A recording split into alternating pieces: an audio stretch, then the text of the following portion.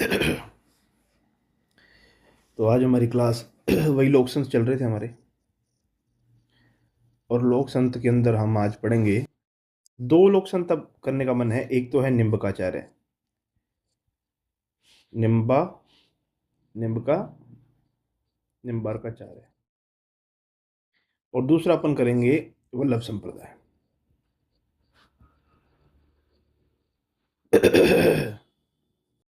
संप्रदाय, अगर टाइम बचा तो एक और देख लेंगे, ठीक है। तो सबसे पहले अगर बात करें किसकी, निम्बार्क संप्रदाय की। निम्बार्क संप्रदाय,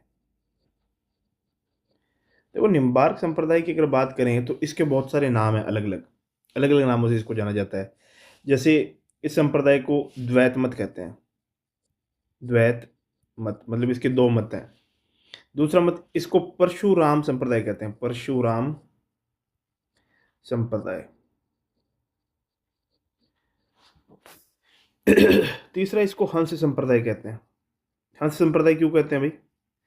हंस संप्रदाय इसलिए कहते हैं इसको क्योंकि जब इसके अंदर उपदेश देने शुरू हुए थे ना, मतलब ये संप्रदाय जब बना था, तब सबसे पहले एक नंबर के आचार्य जो थे वो हंसाचार्य जी थे। निम्बकाचार्य इस मूल के रूप हैं, लेकिन इस संप्रदाय को चलाने वाले यानी प्रथम उपदेश देने वाले कौन थे? हंसाचार्य जी थे, इसलिए इसका नाम पड़ा हंस संप्रदाय, ठीक है। इसके बाद में सनकादिक, सनकादिक संप्रदाय भी इसको कहते हैं, सनकादि संप्रदाय। इसको कहते हैं सनक संप्रदाय, सनक संप्रदाय, सनक संप्रदाय कहते हैं इसको। इसको साथ में कहते हैं कुमार संप्रदाय, कुमार संप्रदाय, ठीक है। और इसको कहते हैं नारद संप्रदाय। नारद संप्रदाय क्यों कहते हैं इसको? नारद संप्रदाय इसलिए कहते हैं क्योंकि निम्बकाचार्य के जो गुरु थे वो नारद मुनि थे, ठीक है। परशुराम संप्रदाय इसलिए कहते हैं क्योंकि राजस्थान के अंदर जो पीठ बनेगी उसके संस्थापक परशुराम जी थे। द्वैत मत इसको इसलिए कहते हैं क्योंकि इसने दो मत दिए थे, एक स्वभाव के आधार पर, एक तत्व के आधार पर, ठीक है। तो ये कुछ एक बातें हैं जिसके अंदर इसकी बात करते हैं। अब आपको ये बात तो समझ में आई गई होगी कि इस संप्रदाय के प्रवर्तक कौन थे। अगर प्रवर्तक की पूछ ले आपसे कि प्रवर्तक कौन है, तो इसके हैं निम्बाकारचार्य। निम्बकाचार्य इसके क्या थे? प्रवर्तक थे, मतलब इसको, इस संप्रदाय को चलाने वाले थे, ठीक है। अगर पूछ लिया जाए कि इनका जन्म कहाँ हुआ था, तो आप कहेंगे कि इनका जो जन्म हुआ वो लगभग लगभग 1162 ईस्वी के आसपास हुआ, ठीक है। कहाँ हुआ? देखो इसके दो तीन आंसर है। कभी कोई कोई कहता है भाई मूंगी पैठन में हुआ, मूंगी पैठन, कुछ लोग ये कहते हैं, ठीक है। कुछ लोग, ये मूंगी पैठन महाराष्ट्र में पड़ता है, औरंगाबाद के आसपास। कुछ लोग कहते हैं भाई इनका जन्म हुआ वेलारी में। वेलारी कहाँ पे है? मद्रास में। आपके ऑप्शन पे डिपेंड करता है कि आप क्या लगाओगे। कुछ लोग ये कहते हैं भाई इनका जन्म जो है वो तेलंग में हुआ। तेलंग में, तेलंग कहाँ पे? अभी आंध्र प्रदेश में। आप ऑप्शन देख लेना, ऑप्शन देख के आंसर लगा लेना। ये तीन बातें मैंने आपको यहाँ पे बता दी। इनके बचपन के नाम की बात करूं तो इनके बचपन का जो नाम था वो भास्कर था। कुछ किताबों में आरुणि भी मिलता है, लेकिन आरुणि वाली बात मैं क्लियर करता हूं आपको। निम्बकाचार्य जी के जो अगर माता पिता के नाम की बात करोगे ना, तो इनकी माता थी जयंती देवी। क्या नाम था? जयंती देवी। और इनके पिता की अगर बात करोगे ना, तो इनके पिता थे अरुण, मुनि अरुण कहते थे इनको, मुनि अरुण, ठीक है। और ये कहाँ रहते थे? महाराष्ट्र में रहते थे, ध्यान रखिएगा इस बात को। बाद में ये वृंदावन में आ जाते हैं, गोवर्धन जी के पास में रहते हैं। अच्छा, अगर ये पूछ लिया जाए कि निम्बकाचार्य जो है वो अवतार किसके थे, पूछ लेता है अवतार किसके थे, तो ध्यान रखना सुदर्शन चक्र के अवतार थे ये, सुदर्शन चक्र के अवतार थे, ठीक है। अब अगर आपसे ये पूछ ले कि संप्रदाय की मुख्य पीठ कहाँ है, मुख्य पीठ भारत के अंदर, मुख्य पीठ अगर पूछ ले भारत में, ध्यान रखना मैं बोल रहा हूँ भारत में, भारत में पूछ ले तो आप बताओगे वृंदावन। कहाँ पे है? वृंदावन में। अच्छा, इन ये उपासना किस कैसे करते हैं, उपासना किस तरह की होती है यहाँ पे? तो ये भैया, ये कृष्ण और राधा रानी की आराधना करते हैं, राधा रानी की पूजा करते हैं, की उपासना करते हैं। दूसरा सगुण करते हैं, हाँ बिल्कुल जी सगुण करते हैं, क्योंकि मूर्ति फोटो सब देख के फिर करते हैं। तीसरी बात ये कि ये राधा को कृष्ण की पत्नी मानते हैं। क्या मानते हैं? कृष्ण की पत्नी मानते हैं। ठीक है, कृष्ण की पत्नी मानकर पूजा करते हैं, मानकर पूजा करते हैं। यहां तक कोई दिक्कत नहीं होनी चाहिए आपको। ठीक है, अब तीसरी बात एक और बता देता हूं, राधा अष्टमी कब होती है भाई? क्वेश्चन आ जाए आपसे, कब क्या बताओगे? तो राधा अष्टमी होती है भाद्रपद शुक्ल अष्टमी। आपको एक बात ध्यान रखनी है, क्या? क्या एक वो गाना सुना होगा आपने, अ, मतलब राधा क्यों गोरी मैं क्यों काला? तो राधा गोरी है क्यों? क्योंकि वो कब पैदा हुई है? वो शुक्ल पक्ष में पैदा हुई है। अगर जन्माष्टमी की बात करूं, जन्माष्टमी मतलब कृष्ण जी जब पैदा हुए, तब उसकी बात करूं तो ये भी अष्टमी को हुए थे। देखो, भाद्रपद कृष्ण अष्टमी। देखो आप, समझ में आ रही है बात? भाई राधा अष्टमी बनाई भाद्रपद शुक्ल अष्टमी को, और जन्माष्टमी बनाई भाद्रपद कृष्ण अष्टमी को। बीच में 15 दिन का फर्क है नेट। ठीक है, तो ये मैंने आपको ये बात क्या बता दी, बेसिक बेसिक अगर देखो तो मैंने आपको ये बात बताई। अभी तक रिवीजन कर देता हूँ इसका, कहो तो देखो, रिवीजन में ये बात कही है मैंने कि एक अपने पास संप्रदाय है जिसका नाम है निम्बार्क संप्रदाय। इस निम्बार्क संप्रदाय को द्वैत मत कहते हैं, परशुराम संप्रदाय कहते हैं, हंस संप्रदाय कहते हैं, सनकादिक संप्रदाय, सनक संप्रदाय, कुमार संप्रदाय, नारद संप्रदाय कहते हैं। इनके प्रवर्तक जो थे ये निम्बकाचार्य जी थे। निम्बकाचार्य जी का जन्म 1162 में हुआ। कहाँ पे हुआ? हमारे पास तीन ऑप्शन है। पहला बोलते हैं मूंगी पैठन में हुआ, जो कि महाराष्ट्र में है। दूसरा कहते हैं वेलारी के अंदर, जो कि मद्रास में है। तीसरा कहते हैं तेलंग में, जो कि आंध्र प्रदेश में है। इन तीनों का ऑप्शन देख के आप लगा लेना। इनके बचपन का नाम, इनके जो बचपन का नाम है ना, बचपन का नाम आप ज़्यादा तक तो याद करके चलेंगे, भास्कर। आरुणि वाला जो मामला है, कुछ लोग आरुणि भी मानते हैं। देखो देखो, आरुण का बेटा था तो आरुणि इनका हो सकता है बचपन का नाम हो, है ना? तो इसकी माता की अगर बात करें तो माता जो थी इनकी वो जयंती देवी थी। मुनि की बात करें, पिता की बात करें तो मुनि अरुण थे। अवतार की बात करें तो सुदर्शन चक्र। उपासना कृष्ण और राधा रानी की पूजा करते हैं, सगुण भक्ति है इनकी। और दूसरी बात ये कि पत्नी मानकर, राधा को कृष्ण की पत्नी मानकर पूजा करते हैं। राधा अष्टमी बनाई जाती है भाद्रपद शुक्ल अष्टमी को, और जन्माष्टमी बनाई जाती है भाद्रपद कृष्णा अष्टमी को। अब आगे की बातें को जोड़ देता हूँ। जिस दिन राधा अष्टमी होती है ना, जिस दिन क्या होता है, राधा अष्टमी होती है, उस दिन क्या होता है, ये खिचड़ी बांटते हैं। किसमें? भूखों में।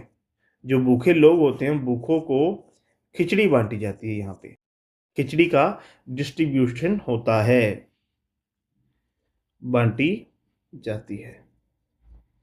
समझ में आ गया? राधा अष्टमी के दिन खिचड़ी बांटी जाती है। अब मैंने ये बताया आपको कि इनके गुरु कौन थे, किनके, निम्बकाचार्य जी के गुरु कौन थे? तो गुरु थे नारद मुनि, नारद मुनि। और इनसे दीक्षा कहाँ पे ली थी? वृंदावन के अंदर ली थी। ध्यान रख लेना इस बात का, कहाँ पे? वृंदावन में इनको नारद मुनि मिलते हैं, वहां पे ये दीक्षा लेते हैं। और मैं आपको क्या बता रहा था, एक बात, हम्म, हाँ, दूसरा इनका मैंने ये बता रहा था कि इन्होंने एक सिद्धांत दिया था। सिद्धांत क्या था? भेदा भेद। क्या था? भेदा भेद कह सकते हो, या कह सकते हो द्वैतवाद, कह सकते हो द्वैत, द्वैत, द्वैत कह सकते हो, द्वैत। ये इनका सिद्धांत था। यानी इसको आप कह सकते हो दर्शन भी कह सकते हो। क्या कह सकते हो? दर्शन भी कह सकते हो। मतलब सिद्धांत या दर्शन क्या था? भेदा भेद या द्वैतवाद इनका दर्शन था। अच्छा, इन्होंने एक किताब लिखी थी जिसको भाष्य कहते थे, तो वो क्या था? वेदांत पारिजात। ठीक है, वेदांत पारिजात नामक इनकी एक किताब थी। बोलो यहाँ तक कोई दिक्कत है क्या आपको? यहाँ तक मेरे हिसाब से कोई दिक्कत नहीं होनी चाहिए। गुरु का नाम बता दिया, सिद्धांत यानी दर्शन इनका बता दिया, और भाष्य इनका मैंने बता दिया, वेदांत पारिजात। ठीक है, अब आपसे कुछ और पूछ ले, अगर पूछ लिया जाए कि प्रथम उपदेष्टा कौन थे, यानी उपदेष्टा मतलब उपदेश देने वाले कौन थे, तो हंस, आचार्य हंस, आचार्य हंस, मतलब ये प्रथम आचार्य थे। आचार्य परंपरा जब चली ना, आचार्य परंपरा चली तो ये प्रथम आचार्य थे, प्रथम आचार्य, प्रथम आचार्य थे। अब तक कितने आ गए? अब तक कितने आचार्य आ गए? ध्यान रखिएगा, तो 48। कितने आ गए? अब तक 48 आचार्य इस परंपरा में आ गए हैं अब तक, ठीक है। अब उसके बाद में अगर बात करते हैं अपने कि इनके जो अनुयायी होते हैं, अनुयायी, इनके अगर अनुयायियों की बात करें, अनुयायियों के बारे में अपन क्या जानते हैं, तो इनके जो अनुयायी हैं वो, पहली बात तो ये कि गोपी चंदन की गोपी चंदन की दो लंबी रेखाएं खींचते हैं, दो लंबी रेखाएं, दो लंबी दो लंबी रेखाएं दो लंबी रेखाएं ललाट पर यानी माथे पर खींचते हैं, ठीक है। और फिर उसके बीच में, उसके मध्य यानी दो ललाट बिंदु लगाई, उसके मध्य में कृष्ण बिंदु बनाते। क्या बनाते? कृष्ण बिंदु। कैसे बनाएंगे? देखो, ये यूं बनाया, यूं यूं आपने देखा होगा, यूं बना लेते हैं और बीच में फिर यूं बिंदु लगाते हैं,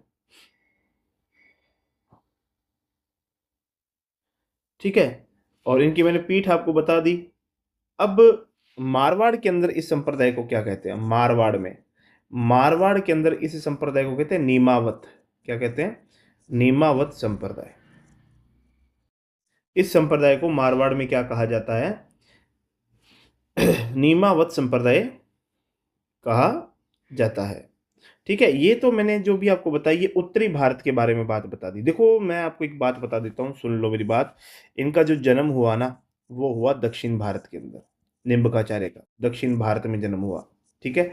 इनकी जो कर्म स्थली रही वो रही उत्तरी भारत, उत्तरी भारत, ठीक है। अब इन्हीं की जो आचार्य परंपरा है, उसके अंदर क्या होगा कि अ, जो आचार्य परंपरा है, आचार्य परंपरा आचार्य परंपरा के जो 36वें निम्बकाचार्य थे, निम्बकारचार्य, उनका नाम क्या था? उनका नाम था परशुराम जी। क्या नाम था? परशुराम। हम इनको क्यों पढ़ रहे हैं? इसलिए पढ़ रहे हैं क्योंकि इन्होंने राजस्थान के अंदर इस पीठ को फैलाया था।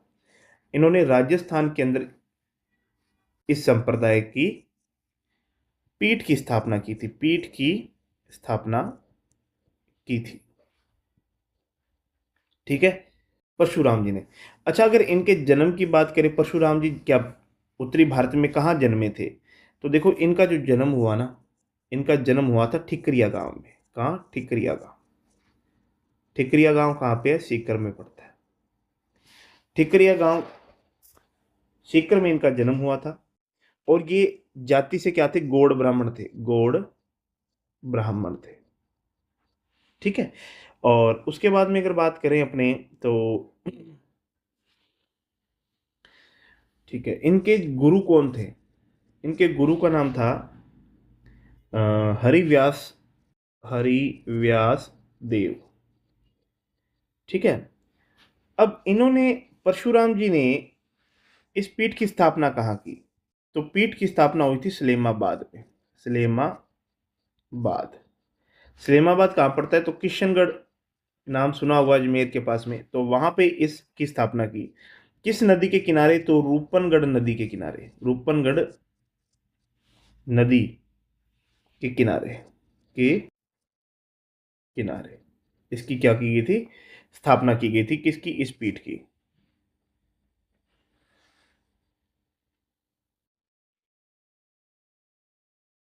इस पीठ की स्थापना कहाँ की गई थी? रूपनगढ़ में की गई थी। ये लीजिए, ये लो, किस नदी के किनारे हुई थी?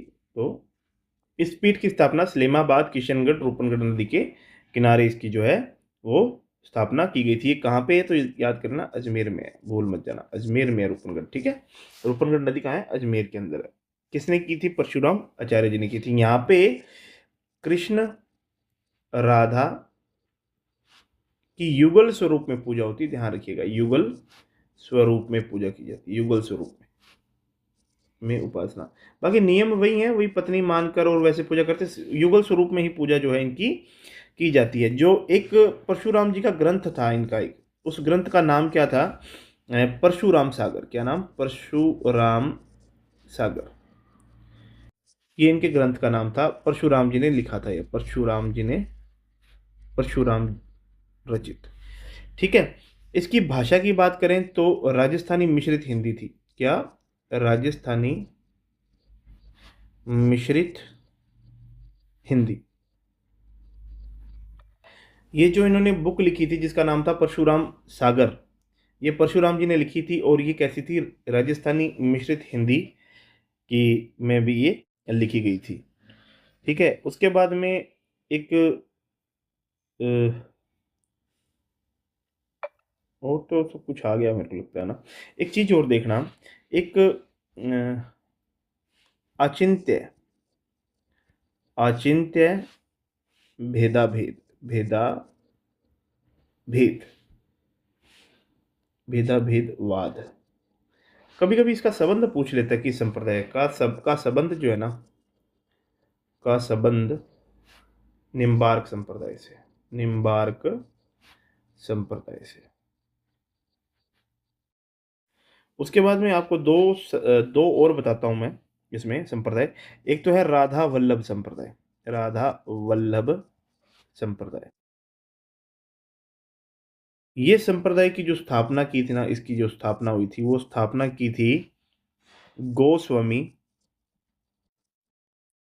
गोस्वामी हित हरिवंश। ठीक है। और एक सखी संप्रदाय आया, सखी संप्रदाय। सखी संप्रदाय की जो स्थापना हुई थी वो की थी स्वामी हरिदास जी ने, हरिदास जी। ठीक है। अब यही जो है ना, यह संप्रदाय जो है निम्बार्क संप्रदाय की शाखा है, की शाखा है ये। ठीक है जी।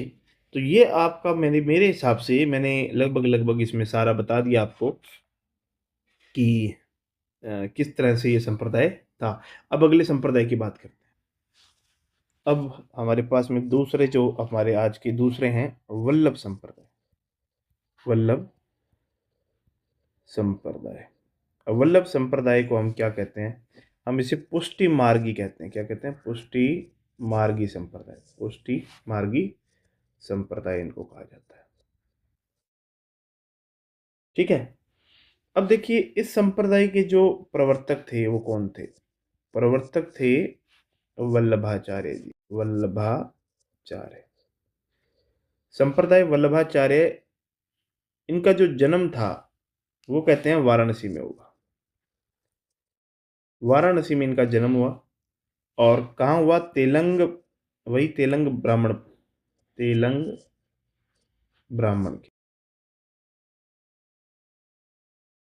तेलंग भट्ट ब्राह्मण कहते हैं।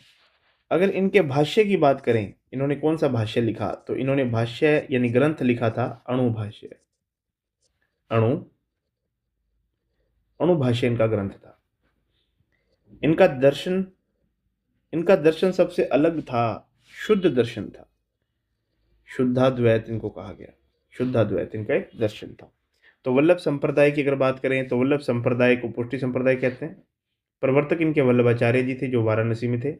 तेलंग ब्राह्मण, भाष्य अणुभाष्य, और दर्शन इनका कैसा था? शुद्धाद्वैत दर्शन। आगे बात करते हैं कि इस संप्रदाय के अंदर जो मूल मंत्र है, इस संप्रदाय का जो मूल मंत्र है वो क्या है? मूल मंत्र है श्री कृष्ण, श्री कृष्ण, श्री कृष्ण शरणम गच्छामि। ये इनका क्या है? मूल मंत्र है, श्री कृष्णम शरणम गच्छामि। ये इनका मूल मंत्र है। ये कहते हैं कि भक्ति जो है वो साध्य नहीं है, वो साध्य, भक्ति साध्य है, साधन नहीं।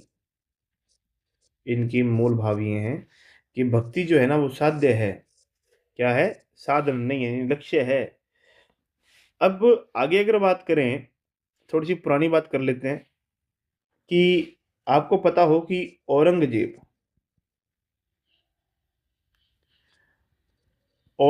ने 1669 के अंदर मंदिर तोड़ने के आदेश जारी किए। मंदिर तोड़ने के क्या जारी किए थे? आदेश। तो जब मंदिर तोड़ने के आदेश जारी किए तो हिंदू मंदिर तोड़े जाने लगे। तो यहां पे हमारे पास में विट्ठलनाथ जी आते हैं। विट्ठलनाथ, ठीक है। अब ये विट्ठलनाथ जी कौन थे? पहले तो ये बात समझो, विट्ठलनाथ जी कौन थे। तो विट्ठलनाथ जी के पिता का नाम था वल्लभाचार्य। अब समझ में आ गई वल्लभाचार्य कौन थे। तो विट्ठलनाथ जी वल्लभाचार्य जी थे। अब ये विट्ठलनाथ जी के बारे में अगर क्वेश्चन पूछे तो क्या पूछेगा? इन्होंने अष्टछाप कवि मंडल का गठन किया था। क्या? अष्टछाप कवि मंडल का गठन किया। बात समझ में आ गई। और तीसरी बात ये कि राधा कृष्ण की भक्ति में अनन्य अनन्य कविताएं लिखी इन्होंने। ये विठलनाथ जी का जनरली परिचय था। मैं लौट के वापस अपनी बात पे आता हूं कि औरंगजेब जो था, औरंगजेब औरंगजेब ने 1669 के अंदर मंदिर तोड़ने के आदेश दिए। तो विठलनाथ जी जो थे, विठलनाथ जी के बेटे का नाम क्या था? इनके एक बेटे थे जिनका नाम था इनका एक पुत्र था, सॉरी बेटा नहीं पुत्र, इनका पुत्र जिसका नाम था दामोदर जी। दामोदर जी। और विठलनाथ जी के एक भाई थे, नहीं भाई नहीं थे, विठलनाथ जी के दामोदर जी के चाचा थे। इनके चाचा थे दामोदर जी के चाचा, जिनका नाम था गोपीनाथ जी। गोपीनाथ। तो आप ध्यान में अब क्या रखना है कि दामोदर जी और गोपीनाथ जी, इन दोनों के हाथ में सब कुछ है जब ये मंदिर तोड़े जा रहे थे। तब इन्होंने क्या किया? श्रीनाथ जी की प्रतिमा ली। क्या? श्रीनाथ जी की प्रतिमा, प्रतिमा को इन्होंने लिया, ठीक है। और विक्रम संवत 1726 तिथि थी आश्विन पूर्णिमा को ये मतलब रवाना होते हैं प्रतिमा लेकर। क्योंकि मंदिर तोड़े जा रहे थे तो वहां से इन्होंने मूर्ति निकाली। कहां से? मथुरा से। तो जब इन्होंने वहां से मूर्ति निकाली और रवाना हुए तो सबसे पहले ये कहां आए? कोटा में आए। कोटा से गए पुष्कर में, पुष्कर से गए कृष्णगढ़, जिसको हम कहते हैं किशनगढ़, कृष्णगढ़ कहते हैं, या इसको किशनगढ़, अजमेर वाला है, ध्यान रखना, ये किशनगढ़ अजमेर वाला, ठीक है। और उसके बाद में वहां से ये चले जाते हैं जोधपुर में। जोधपुर में दो जगह है, एक का नाम है बंबाल और दूसरी जगह है बिसलपुर। यहां पे लगभग ये 4-4 5-5 महीने का समय बिताते हैं, 4 माह रुकते हैं यहाँ पे।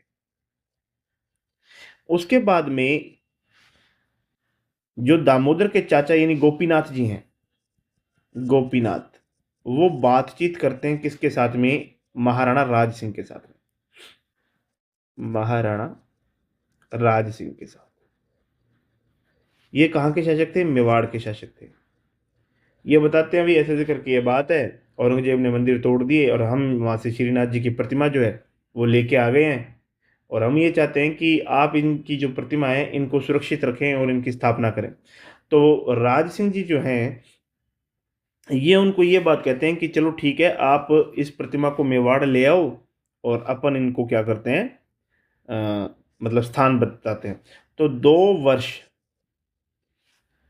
4 माह 7 दिन का समय लग जाता है। मतलब इतना टाइम लग गया इसको मथुरा से चले और स्थापित होने के अंदर। 1728 विक्रम संवत आ गया, ध्यान रखना ना, 26 में निकली थी मूर्ति और 1728 आ गया। और कहाँ? सिहाड़ ग्राम के अंदर। सिहाड़ ग्राम कहाँ पे है? ये मेवाड़ के अंदर है। अगर तिथि की बात करूं तो तिथि क्या थी उस दिन? फाल्गुन कृष्ण सप्तमी थी। फाल्गुन कृष्ण सप्तमी की ये बात है। ठीक है। इस दिन सिहाड़ ग्राम के अंदर पाटोत्सव किया गया। क्या किया गया? पाटोत्सव। पाटोत्सव मतलब मूर्ति की स्थापना की गई, मूर्ति स्थापित की गई। और जिस दिन मूर्ति स्थापित की गई उसी दिन इस सिहाड़ ग्राम का नाम जो था ये बदल के क्या हो गया? श्रीनाथ द्वारा। क्या हो गया? नाथ द्वारा इसका नाम कर दिया गया। ठीक है। अब ये बात कब आएगी? तो फरवरी 1672 की बात है, ये ध्यान रख लेना। महाराणा राज सिंह की अनुमति से यहां पे क्या स्थापित किया गया था? मंदिर बनाया गया था। मंदिर बनवाया, राज सिंह ने बनवाया था, महाराणा राज सिंह ने। ठीक है।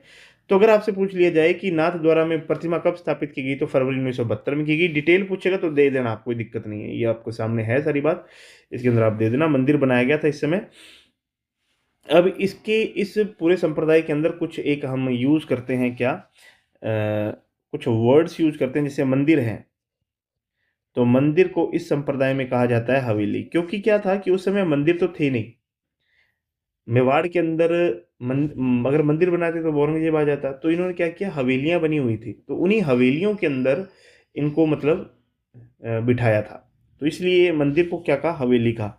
अब दर्शन को इन्होंने दर्शन ना कहकर क्या कहा? झांकी का। क्या कहा? झांकी। ठीक है। और ईश्वर की जो कृपा होती है ना, मैंने कहा पुष्टि मार्गी कहते हैं इनको। क्यों कहते हैं वो समझो। ईश्वर की जो कृपा है उसको क्या कहते हैं? पुष्टि कहते हैं ये, इसीलिए इसका पुष्टि मार्गी पड़ गया। ठीक है। अब भजन कीर्तन जो है, भजन कीर्तन को क्या कहा गया? हवेली संगीत कहा गया। हवेली संगीत कहा गया। देखो, मंदिर हवेली हुए, दर्शन झांकी हुई, ईश्वर की कृपा पुष्टि हुई, और भजन कीर्तन हवेली संगीत हुए। और मूर्ति जो है यानी प्रतिमा है उसको क्या कहा गया था? उसको कहा गया था स्वरूप।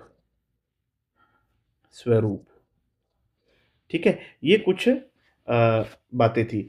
अब सबसे बड़ी बात ये कि उपासना कैसी होती है। उपासना, पहली बात तो सगुण है, मूर्ति है ना इसमें, सगुण है। दूसरी बात ये कि ये बाल स्वरूप कृष्ण के, किसके? कृष्ण के बाल स्वरूप की पूजा होती है इसमें, बाल स्वरूप की, कृष्ण के बाल स्वरूप की पूजा इसमें की जाती है। इस संप्रदाय के अंदर यहाँ पे क्या होता है? दिन में 8 बार पूजा होती है। दिन में 8 बार, 8 बार भोग लगता है, सेवा होती है, पूजा होती है। सेवा कह लो, पूजा कह लो, भोग कह लो। तो वो 8 बार क्या क्या होती है? सबसे पहले होती है आठ, मतलब आठ, 8 झांकियां होती हैं यहाँ पे, 8 बार। ठीक है। पहली होती है मंगला। मंगला करने के बाद में होता है श्रृंगार, 2 नंबर पे। 3 नंबर पे होता है क्या? ग्वाल। 4 नंबर पे है राजभोग। ठीक है। फिर आता है 5 नंबर। 5 नंबर पे आता है भाई उत्थापन। उत्थापन। 6 नंबर पे आता है हमारे भोग। 7 नंबर पे है आरती। और फिर सो जाते हैं, शयन।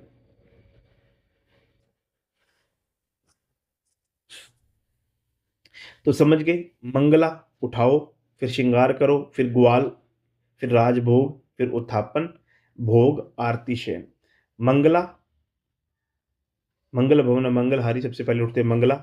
फिर हम नहाते धोते श्रृंगार करते हैं, फिर अपना काम करते हैं, मतलब ग्वाले थे तो ग्वाले वाला काम किया। फिर राजभोग, मक्खन मक्खन निकाला इन्होंने, मक्खन वाला। उत्थापन, उत्थापन के बाद में भोग, भोग के बाद आरती, और आरती के बाद शयन। तो ये इनका जो है 8 सेवा होती है। अब आगे की बात करते तो विट्ठलनाथ जी क्या हुआ? विट्ठलनाथ जी के 8 बेटे थे। कितने बेटे थे? 7 पुत्र थे, सॉरी, 7 पुत्र थे। कितने पुत्र थे? 7 पुत्र थे। कितने? विट्ठलनाथ जी के। अब विट्ठलनाथ जी के 7 पुत्र थे, तो 7 पुत्रों के लिए इन्होंने क्या किया? नाथ जी के, श्रीनाथ जी की 8 प्रतिमा बनवाई। श्रीनाथ जी की 7 अलग अलग मूर्तियां बनवाई, अलग अलग प्रतिमाएं बनवाई, अलग अलग मूर्ति बनाई। इनको क्या कहा गया? श्रीनाथ जी के 7 स्वरूप कहा। श्रीनाथ जी के 7 स्वरूप हो गए। और इसी इन 7 मूर्तियों को अलग अलग स्थानों पर स्थापित करवाया। जैसे मैं नाम लिख देता हूं, इन 7 के नाम लिख लो। पहला पहली जो प्रतिमा थी इनको बोला मथुरेश जी,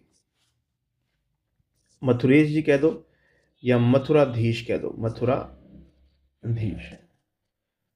ये वल्लभ संप्रदाय जो है ना, उसकी प्रथम पीठ है ये प्रथम पीठ। इस प्रतिमा को सबसे पहले 1617 में बूंदी लाया गया था, बूंदी लाया गया, और वहां से 1744 को दुर्जन साल के समय, दुर्जन साल के समय कोटा लाया गया। तो अब ये बात आप समझ गए होंगे कि मथुरेश जी की वर्तमान में मूर्ति कहाँ पे है या इनका मंदिर कहाँ है, तो कोटा के अंदर, ध्यान रख लेना। तो अगर पूछा जाए मथुरेश जी की सर्वप्रथम मूर्ति कहाँ लगी, तो बूंदी में लगी 1617 में। फिर 1744 के आसपास दुर्जन साल जी के समय कोटा में इनको ले गए थे। दूसरा मंदिर श्रीनाथ जी, ये आपको पता ही है कहाँ पे है, नाथ द्वारा, राजसमंद कहते हैं इसको, राजसमंद। तीसरे मंदिर की बात करें तो द्वारका, द्वारकीश कहते हैं या इसको द्वारकाधीश कहते हैं, द्वारकाधीश, द्वारकाधीश मंदिर।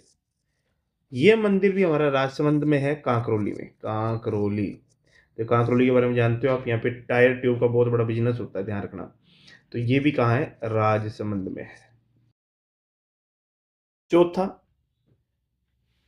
हाँ एक बात रह गई इसमें, द्वारकाधीश जी की जो ये मूर्ति थी ये पहले कहाँ थी, पहले ये आसोतिया में थी, आसोतिया, आसोतिया ग्राम यहीं पे है, राजसमंद में ही है, ठीक है ना। आसोतिया ग्राम में थी, फिर बाद में करौली में आई थी, कांकरोली में आई थी। फिर आता है गोकुल चंद्र जी, गोकुल चंद्र, गोकुल चंद्र जी, गोकुल चंद्र जी का मंदिर है गोकुल में, और गोकुल कहाँ है, यूपी में, ठीक है। पांचवी मूर्ति बनाई गई गोकुल चंद्र जी, गोकुल चंद्र जी की मूर्ति, ये कहाँ बनाई गई, कामा, कामा कहाँ पे, डींग। इसको काम वन भी कहते हैं, ध्यान रखना, है ना। इसको काम वन कह दो, कामा कह दो, एक ही बात है। 6 नंबर मदन मोहन जी, मदन, मदन मोहन जी, मदन मोहन जी का मंदिर है कामवन, ये भी कामा में ही है, कहाँ पे, डेंग में, डेंग भरतपुर वाला, ठीक है ना। 7 नंबर पे है बाल कृष्ण जी, क्या, बाल कृष्ण जी। बाल कृष्ण जी की बात करें तो ये सूरत में है, सूरत मतलब गुजरात में। अब आप एक बात ध्यान रख लो, दो प्रतिमाएं ऐसी हैं जो राजस्थान से बाहर हैं, एक तो है गोकुल चंद्र जी की और एक है बाल कृष्ण जी की, बाकी सारी यही है ना। पहली मूर्ति कौन सी थी, मथुराधीश जी। मथुराधीश जी का मतलब ये हुआ कि वल्लभ संप्रदाय की प्रथम पीठ है ये, और कहाँ पे है, कोटा के अंदर है, और 1744 के अंदर हुआ। श्रीनाथ जी, नाथ द्वारा राजसमंद हो गया, द्वारकेश जी हो गया कांकरोली के अंदर, गोकुल चंद्र जी गोकुल में, गोकुल चंद्र जी कांवन डिंग में, उसके बाद मदन मोहन जी कांवन डिंग के अंदर, और बालकृष्ण जी सूरत के अंदर। तो मेरे हिसाब से ये आपका सारा मामला जो है सेट हो गया, है ना। एक चीज और आप ध्यान रख लेना, मैं एक और लिख देता हूँ, एक विठल नाथ जी की प्रतिमा भी है, ध्यान रख लेना, विठल नाथ जी, पूछ लेता है विठल नाथ जी का मंदिर कहाँ है? विठल नाथ जी का, विठल नाथ जी नाथ द्वारा में है। जब आप मंदिर से बाहर निकलोगे ना तो सामने विठल नाथ जी का मंदिर है, ध्यान रखना, ठीक है। तो ये आपका जो कंप्लीट मैंने ये खत्म, ये भी जो है ये भी पूरा अपना सेट हो गया। अच्छा एक बात ध्यान रख लेना, अगर आपसे पूछा जाए वल्लभ संप्रदाय की प्रमुख पीठ, वल्लभ संप्रदाय की मुख्य पीठ कहाँ है, मुख्य, मुख्य पीठ पूछ ले तो आप कहोगे क्या, नाथ द्वारा में, नाथ द्वारा, नाथ द्वारा राजसमंद, कोई दिक्कत नहीं है आपको। अब अपने थोड़ी सी डिटेल लेते हैं वल्लभ भाचार्य जी के बारे में, इनकी बेसिक बात कर लेते, कभी कभी पूछ लेते हैं ना। तो वल्लभाचार्य जी की अगर बेसिक बात करें तो इनका अगर जो जन्म है, जन्म हुआ 1478 ईस्वी में। पिता का नाम पूछे तो पिता का नाम लिखोगे आप लक्ष्मण भट्ट, लक्ष्मण भट्ट। कहाँ पे हुआ था? तेलंगाना में। ठीक है। वैसे इनका जन्म अगर पूछ ले कहाँ हुआ, तो चंपारण में। चंपारण कहाँ पे? कर्नाटक में। ठीक है जी। उसके बाद में माता का नाम पूछे। माता का नाम था यलमगरु। यलम यलमगरु इनकी माता का नाम था। पत्नी, पत्नी इनकी थी महालक्ष्मी। और महालक्ष्मी जो थी, ये देव भट्ट की पुत्री थी। देव भट्ट की पुत्री। इनके वल्लभाचार्य जी के दो पुत्र थे। इनके कितने पुत्र थे? दो पुत्र थे। एक का नाम था विठलनाथ जी। विठलनाथ। दूसरे पुत्र का नाम था गोपीनाथ। ठीक है जी। अब उसके बाद में इनके जो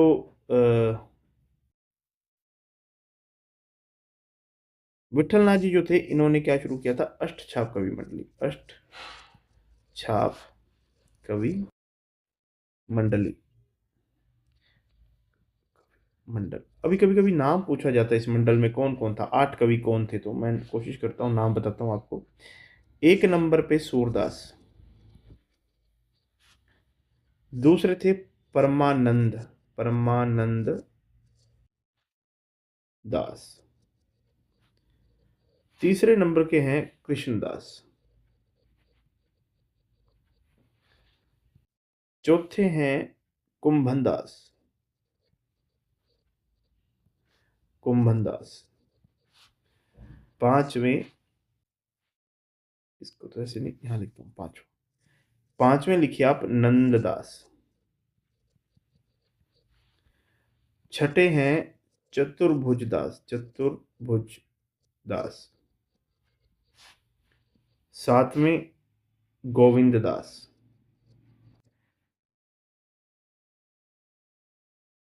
और आठवें हुए छीत स्वामी। छीत स्वामी।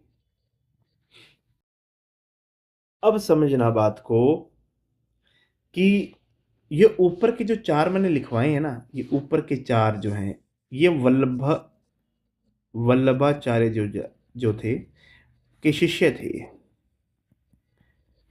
ठीक है। और बाद के मैंने जो चार लिखाए हैं, ये विठलनाथ जी के थे।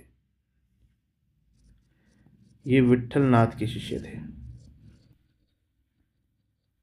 ये बात थोड़ी गौर कर लेना आप, कि विठलनाथ जी ने अष्टछाप कवि मंडली शुरू की, जिसमें से वल्लभाचार्य जी के शिष्य सूरदास, परमानंद दास, कृष्णदास और कुंभन दास, ये वल्लभाचार्य जी के शिष्य थे। विठल नाथ जी के जो शिष्य थे वो नंददास, चतुर्भुज दास, गोविंद दास और छीत स्वामी, ये चारों विठलनाथ जी के शिष्य थे। ठीक है। और इन सब आठ जो अष्टछाप कवि मंडली थी, अष्टछाप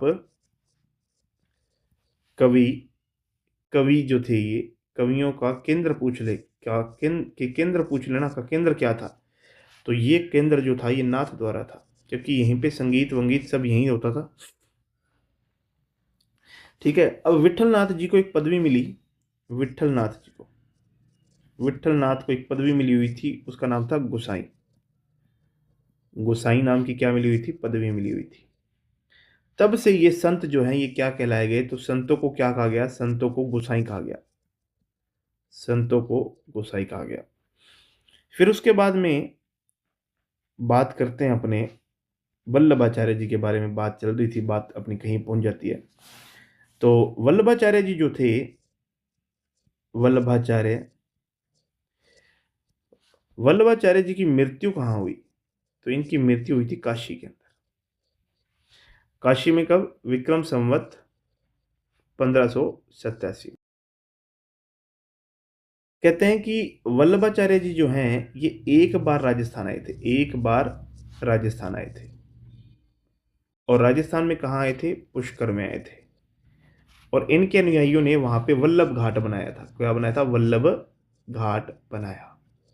इनके अनुयायियों ने बनाया था। किन्होंने बनाया? अनुयायियों ने। अनुयायी।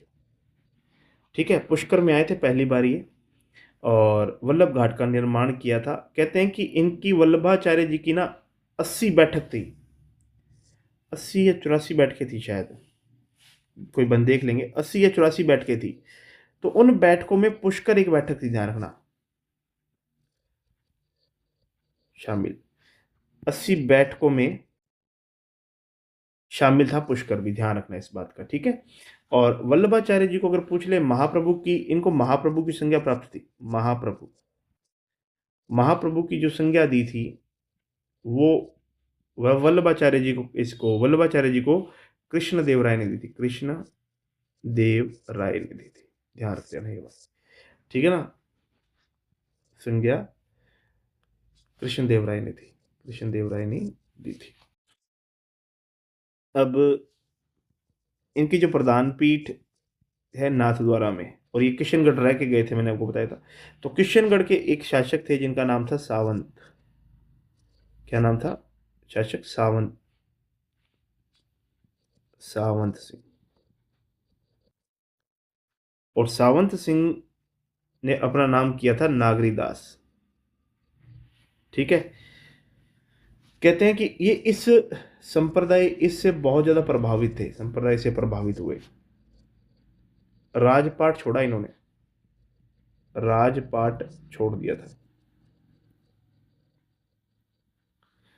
क्या छोड़ दिया था, राजपाट इन्होंने छोड़ दिया था, और वृंदावन चले गए थे, वृंदावन चले गए थे, वृंदावन गए। अब थोड़ी सी बात नाथ द्वारा के बारे में बता देता हूं, नाथ द्वारा के बारे में भी बात कर लेते हैं। नाथ द्वारा, ये अपन बता चुके हैं, मंदिर का निर्माण किसने करवाया था, राज सिंह ने। कब करवाया था, 1672 में करवाया था। इन्हें सात ध्वजा के स्वामी कहते हैं, सात ध्वजा के स्वामी, श्रीनाथ जी क्या कहा जाता है, सात ध्वजा के स्वामी कहते हैं। यहां पे जाओगे तो काले रंग की मार्बल की मूर्ति है, मार्बल की प्रतिमा है, ठीक है। ठोडी में हीरा लगा हुआ है, ठोडी में हीरा लगा है, अपने बालाजी महाराज है ना सालासर वाले, उनकी भी ठोडी में हीरा है।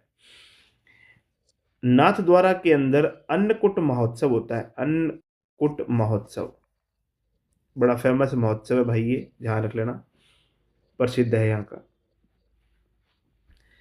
ठीक है। यहाँ पे एक जो कूट होता है ना, क्या ये जो कूट, ये अन्नकूट जो है, ये किन के द्वारा लूटा जाता है, भीलों द्वारा लूटा जाता है, भीलों द्वारा लूटा जाता है, इसको लूटा जाता है, ये परंपरा है ये, ठीक है ना, भीलों द्वारा लूटा जाता है। एक शब्द आता है पिछवाई, पूछा जाता है पिछवाई के बारे में, है ना। तो पिछवाई की बात करें तो नाथ द्वारा की पिछवाई पेंटिंग फेमस है, पिछवाई पेंटिंग फेमस है, पेंटिंग फेमस है। एक ध्यान रखना, एक होता है पाणे, तो ध्यान रखना श्रीनाथ जी के पाणे भी फेमस हैं, क्योंकि इसमें 24 श्रृंगार किए जाते हैं, कितने, 24 श्रृंगार होते हैं, तो ये भी फेमस है। नाथ द्वारा नाथ श्रीनाथ जी का पाणा बनता है, सॉरी नाथ द्वारा गलत लिख दिया, श्रीनाथ जी का पाणा बनता है, क्या, श्रीनाथ जी का पाणे बनाए जाते हैं, 24 श्रृंगार उसमें किए जाते हैं, ठीक है। और सबसे मतलब इतने गजब के, सर्वाधिक कलात्मक कह सकते हो, सर्वाधिक पूछ लीजिए, सर्वाधिक कलात्मक पाणा किसका होता है, तो सर्वाधिक कलात्मक जो पाणा है वो श्रीनाथ जी का होता है, बहुत सुंदर बनाए जाते हैं, कभी आप प्रतिमा देखना इनकी, ठीक है। फिर एक तीसरी चीज और बताता हूं आपको मैं इसमें, एक बनते केले के पत्तों की सांझी, केले के पत्तों की सांझी, काफी लंबा चौड़ा हो गया यार ये, पत्तों की सांझी, है ना। तो ये क्या होता है, जब देखो पहले बात, सांझियां कब बनाई जाती हैं, श्राद्ध पक्ष में बनाई जाती हैं, तो ये क्या बनेगी, श्राद्ध पक्ष में होगी, कब बनेगी, श्राद्ध पक्ष में। होता क्या है इसमें, इसके अंदर क्या होता है कि कमल के चौक में केले के पत्तों की सांझी बड़ी आकर्षक व अनूठे रूप से बनाई जाती है। बस आपसे क्या पूछेगा, सिर्फ ये पूछेगा कि केले के पत्तों की सांझी कहाँ की फेमस है, तो आप सिर्फ एक बात कहोगे कहाँ की फेमस है, श्रीनाथ जी या नाथ द्वारा की फेमस है। कब बनाई जाती है, श्राद्ध पक्ष में बनाई जाती है, ठीक है। एक शब्द है बादशाह की सवारी, बादशाह की सवारी, बादशाह की सवारी की बात करें तो ये क्या है, देखो मान्यता है कि श्रीनाथ जी की जो प्रतिमा में जो ठोडी का हीरा लगा है ना, वो औरंगजेब ने भेंट किया था, और इसी की याद में नाथ द्वारा में दुलंडी पर बादशाह की सवारी निकाली जाती है। और ये जो सवारी है ये गुर्जर के मोहल्ले मतलब वहाँ से निकलती है ये, ठीक है ना? तो मैं यहाँ लिख देता हूँ कि ठोडी का हीरा जो है, ठोडी का हीरा औरंगज़ेब ने गिफ्ट किया था, औरंगज़ेब ने दिया, ठीक है? दूसरी बात, नाथ द्वारा की सवारी, नाथ द्वारा द्वारा में दुलंडी, दुलंडी जानते हो जिस दिन रंग होता है ना होली के अगले दिन, इसको कहते हैं चैत्र कृष्णा प्रतिपदा का दिन होता है, ध्यान रख लेना, है ना? तो उस दिन ये दुलंडी का होता है, उस दिन ये सवारी जो है वो निकाली जाती है, बादशाह की सवारी निकालते हैं कि दिन इस सवारी को निकाला जाता है कहाँ से? गुर्जर मोहल्ले से, गुर्जर के मोहल्ले से, गुर्जर मोहल्ले से इसको निकाला जाता है, गुर्जर मोहल्ले से, ठीक है? उसके बाद में इसमें होता कुछ नहीं है, नकली दाढ़ी मूछ लगाता है, पोशाक पहनता है, काजल लगा लेता है आंखों में, हाथ में श्रीनाथ जी की तस्वीर ले लेता है, पालकी में बैठ जाता है, ठीक है? और इस सवारी की अगवानी में क्या होता है कि जो मंदिर का बैंड होता है वो बैंड बजाते हैं, और श्रीनाथ जी यानी जो श्रीनाथ जी के ब्रजवासी जो श्रीनाथ जी के लोग होते हैं वो बादशाह को गाड़ी लगाते हैं। बादशाह कौन? औरंगजेब, उसको गाड़ी निकालते हैं। तो सवारी मंदिर में परिक्रमा करके पहुंचती है और बादशाह अपनी दाढ़ी से सूरज पुल की सीढ़ियाँ साफ करता है, ध्यान रख लेना। ये बात ध्यान रखना, बादशाह, ये बादशाह औरंगजेब है, ठीक है ना? बादशाह अपनी दाढ़ी से सूरज पोल की सीढ़ियाँ साफ करता है, सूरज पोल की सीढ़ियाँ साफ करता है, ठीक है? तो ये आपका नाथ द्वारा अब मेरे हिसाब से कंप्लीट हो गया है, इसका रिवीजन ले लेना और बढ़िया हो जाएगा आपका, ठीक है? लो, एक और संप्रदाय अपन कर लेते हैं तो 3 हो जाएंगे अपने आज, है ना? तो एक है गौड़ीय संप्रदाय, छोटा सा है इसीलिए करवा रहा हूँ, गौड़ीय संप्रदाय। तो गौड़ीय संप्रदाय की अगर बात करें तो इस संप्रदाय की जो शुरुआत थी यानी जो इसके प्रवर्तक थे वो कौन थे? वो थे माधवाचार्य जी। टू द पॉइंट बात कर लेंगे, खत्म करेंगे इसको, ठीक है?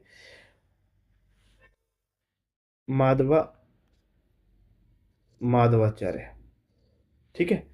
और इनका अगर बात करें तो भाष्य क्या था? इनका भाष्य था पूर्ण प्रज्ञ,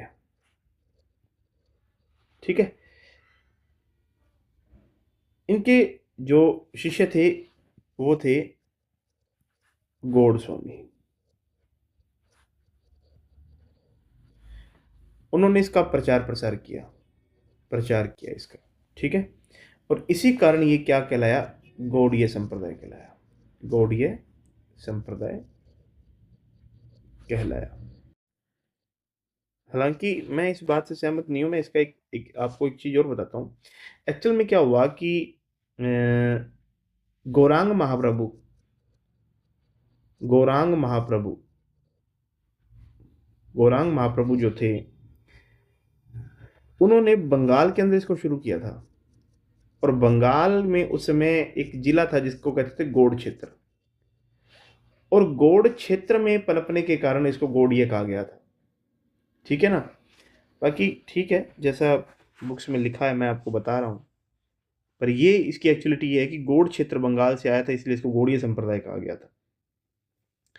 तो इस संप्रदाय के जो प्रवर्तक थे वो मुख्यतः गौरांग महाप्रभु कहे जाते हैं। इन्होंने बंगाल के अंदर कृष्ण भक्ति के बारे में काफ़ी कुछ कहा, ठीक है ना? और बंगाल में इसे एक नाम और दिया गया, इसको बंगाल में चैतन्य, चैतन्य महाप्रभु है ना, उन्हीं को ही कहते हैं गौरांग, चैतन्य संप्रदाय भी कहा गया, संप्रदाय भी इनको कहा गया था। अब ये यहाँ से चला और कहाँ आया था? वृंदावन में आया था, ध्यान रखना। ये कहाँ आएगा? वृंदावन में आएगा। कहाँ? बंगाल से चल के कहाँ आया? वृंदावन में आया। तो वृंदावन में जब आएगा तो वहाँ ये एस्टेब्लिश करेंगे। इसके दर्शन की अगर बात करें ना, इनका दर्शन, गौरांग जी का जो दर्शन था वो अचिंत्य भेदाभेद था, अचिंत्य भेदाभेद, ठीक है? अचिंत्य भेदाभेद। अगर आपसे पूछ ले भेदाभेद किसका है तो निम्बार्क आचार्य का, और मैंने वहाँ पे ये बात लिखवाई भी है कि अचिंत्य भेदाभेद का जो संबंध है वो निम्बार्क संप्रदाय से भी है। तो इस संप्रदाय की स्थापना कहाँ हुई थी? बंगाल के अंदर शुरू हुई, फिर वृंदावन आया, और फिर वृंदावन से कहाँ पहुंचेगा? फिर ये जयपुर पहुंच जाएगा। जयपुर में क्यों पहुंच जाएगा? क्योंकि जयपुर के शासक थे मान सिंह जी, बड़े प्रभावित थे इस संप्रदाय से, प्रभावित थे। तो इसी वजह से उन्होंने क्या किया था? मंदिर बनवाया था। ध्यान हो तो ये इतने प्रभावित थे कि इन्होंने एक मंदिर वृंदावन में बनाया, लाल पत्थर से बनवाया था। लाल पत्थर से एक मंदिर बनवाया था। किनका? गोविंद देव जी का। गोविंद देव जी का एक मंदिर कहाँ बनवाया था? वृंदावन में बनाया। और जयपुर में एक मंदिर बनवाया था, क्या बोलते हैं इसको, मान सिंह जी ने। लेकिन बाद में सवाई जयसिंह आते हैं। सवाई जयसिंह मंदिरों का वापस निर्माण करते हैं और इस मंदिर को सिटी पैलेस के पीछे ले जाते हैं, यानी चंद्र महल जिसको कहते हैं। चंद्र महल, चंद्र महल के पास में इस मंदिरों का निर्माण करवाते हैं। मंदिर का निर्माण करवाते हैं। प्रभावित कौन थे? मान सिंह। अच्छा, गोविंद देव जी का मंदिर किसने बनवाया था? मान सिंह ने। बाद में सवाई जय सिंह ने चंद्र महल के पीछे इस मंदिरों का क्या करवा दिया था? निर्माण कर दिया। इसको सिटी पैलेस भी कहते हैं, जैसे कंफ्यूज मत होना किसी प्रकार से, ठीक है ना। तो अगर पूछ लिया जाए कि जयपुर में इस संप्रदाय को सबसे ज्यादा प्राश्रय किसको देखा है, सबसे ज्यादा प्रभाव या प्राश्रय, तो इसी ने सबसे अधिक प्राश्रय भी इन्होंने दिया था। प्राश्रय भी किन्होंने दिया था? सवाई जय सिंह ने दिया था, ठीक है ना। दूसरी बात ये बताता हूँ कि जो आमेर शासक है ना, आमेर के शासक, वो गोविंद देव जी को ही सब कुछ मानते हैं। गोविंद देव जी को ही सब कुछ मानते हैं और अपने आप को उनका दीवान मानते हैं, खुद को स्वयं को दीवान मानते हैं, स्वयं दीवान मानते हैं, स्वयं को दीवान, ठीक है ना। अब एक छोटी सी बात और बताता हूँ इसमें। क्या कृष्ण के पुत्र थे, भगवान कृष्ण के पुत्र, जिनका नाम था व्रजनाभ। व्रजनाभ। तो व्रजनाभ अपनी माँ के गर्भ में थे और कृष्ण के स्वरूप के बारे में सुन रहे थे। अभी कृष्ण कैसे थे? तो जो माता के पेट में रह के सुना, तो उसके आधार पर वृजनाभ जी ने 3 स्वरूप बनाए। पहला स्वरूप बनाया गोविंद देव जी का। गोविंद देव कहाँ पे बसाए हैं? जयपुर के अंदर, मैंने बता दिया आपको, चंद्र महल में बना हुआ है ना। तो ये क्या है? ये मुख है, ठीक है, भगवान कृष्ण का मुख है ये। फिर बना गोपीनाथ जी। गोपीनाथ, ये गोपीनाथ जी ब्रह्मपुरी के अंदर है। ब्रह्मपुरी ये भी कहाँ पे है? जयपुर के अंदर है। तो ये क्या है? ये वक्ष है, यानी छाती है। और तीसरा मदन मोहन जी। मदन मोहन जी ये करौली में है। और ये क्या है? चरण कमल है, ये चरण है भगवान के। तो इस हिसाब से यहाँ पे भी राधा और कृष्ण की युगल पूजा होती है, युगल पूजा की जाती है। चैतन्य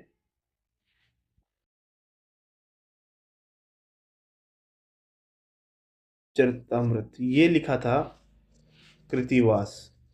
कृतिवास ने लिखा है। और इसमें क्या लिखा है? चैतन्य, जो स्वामी चैतन्य थी, चैतन्य की प्रथम प्रथम सर्वाधिक प्रसिद्ध जीवनी है। प्रथम सर्वाधिक प्रसिद्ध जीवनी है, प्रसिद्ध जीवनी। ठीक है जी, आज की क्लास कंप्लीट।